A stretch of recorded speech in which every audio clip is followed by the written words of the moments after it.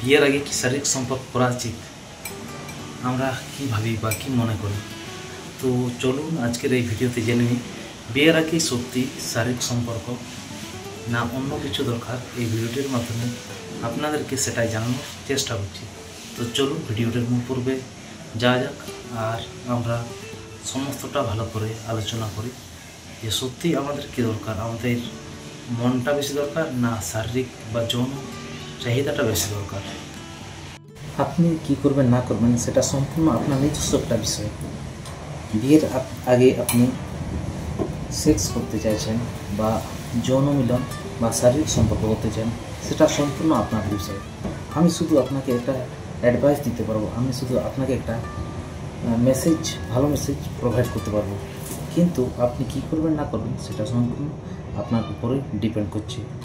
বিয়ে মানে শুধু যৌনতা নয়, ঠিক আছে? বা বিয়ের পূর্বে আপনি কার সঙ্গে মিলিত হচ্ছেন সেটা হলো একটা ব্যাপার, যে আপনি কীরকম ব্যক্তির সঙ্গে এই যৌন মিলনটা করতে চাইছেন বা কীরকম ব্যক্তির সঙ্গে আপনি সেক্স করতে চাইছেন বা আপনি যৌন মিলন বা শারীরিক সম্পর্ক করতে চাইছেন, সেটার উপর ডিপেন্ড করছে। সেই সম্পর্কটা যদি শারীরিকের হয়, শুধু শারীরিক মিলন যদি হয়, মনের যদি কিছু মিলন না হয়, তাহলে আমি বলবো আপনি এখানে ভুল করছেন। আপনার পার্টনার সে যতই আপনাকে প্রেশার দিক না কেন, হয়তো আমি মেয়ের দিক থেকে একটা কথা বলছি, হয়তো আপনাকে আপনার পার্টনার শারীরিক সম্পর্ক করতে বলছে বা যৌন মিলন করতে বলছে, তাহলে দেখুন আপনার পার্টনার যদি আপনাকে বিয়ে না করে, তাহলে সেখানে আপনার শারীরিক সম্পর্ক করে কোনো লাভ নেই। এতএব আপনাকে চিন্তাভাবনা করে সেই কাজটির দিকে এগোতে হবে যে আপনার কী করা উচিত বা কী করা উচিত না। আপনি এমন কিছু কাজ করবেন না যাতে আপনি পরে ঠকে যান। দেখুন, যারা কামুক হয় বা যারা শুধুমাত্র যদি শারীরিক চাহিদা পূরণের জন্য আপনাকে ভালোবাসে, তাহলে আমি বলবো যে আপনার সেখানে শারীরিক সম্পর্ক একেবারেই উচিত না, ঠিক আছে? হয়তো আপনি তার সঙ্গে শারীরিক মিলন করলেন, আপনার হয়তো মেয়েদের পক্ষে আমি বলছি যে আপনার বিভিন্ন ধরনের সমস্যা হতে পারে, ঠিক আছে? আপনার নাম বদনাম হতে পারে, আপনার প্রেগনেন্সি হতে পারে। সেই ক্ষেত্রে আমি বলবো আপনার সেই যৌন মিলনে না যাওয়াটাই বেটার। আর শুধুমাত্র যৌন মিলন দেওয়া হয়েছে আমাদেরকে যে একটা সন্তান দেওয়ার জন্য বা একটা সঠিক সিদ্ধান্ত করার জন্যে। দেখুন, যৌন মিলন হলো একটা সঠিক পদ্ধতি, যেমন বিয়ে।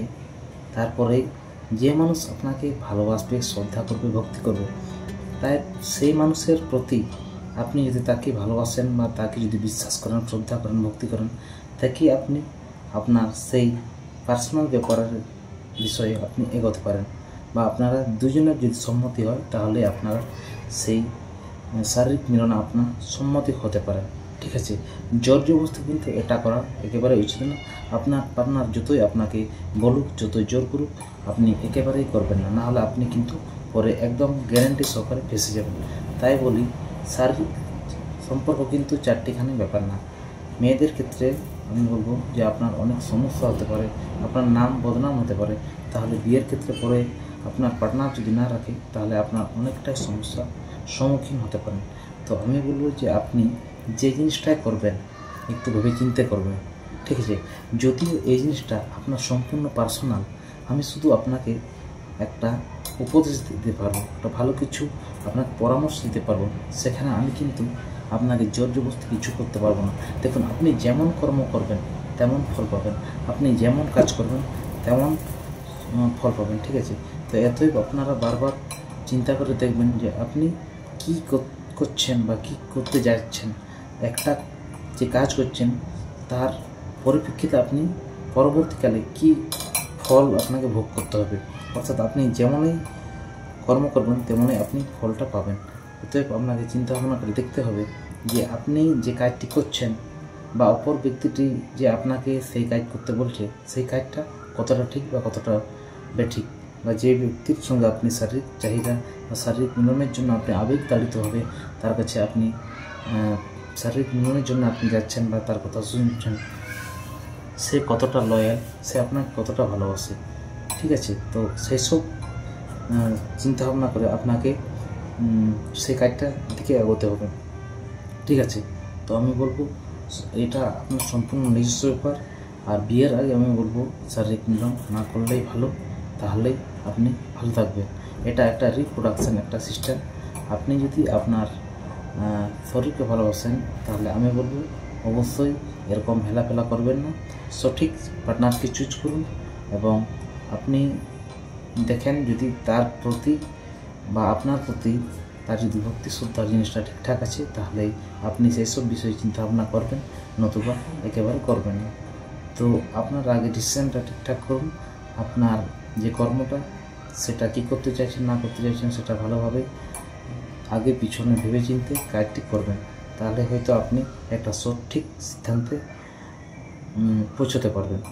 তো আমি এটা আপনাকে পার্সোনালি বললাম, আপনি কি করবেন না করবেন সেটা সম্পূর্ণ কিন্তু আপনার বিষয়। তো অনেক অনেক ধন্যবাদ ভিডিওটি ফুল দেখার জন্য। আমার চ্যানেলটিকে অবশ্যই সাবস্ক্রাইব করে রাখবেন এরকম ভালো ভালো মোটিভেশন ভিডিও পাওয়ার জন্যে। অনেক অনেক ধন্যবাদ ভিডিওটি ফুল দেখার জন্য। আমার পক্ষ থেকে সবাইকে নমস্কার।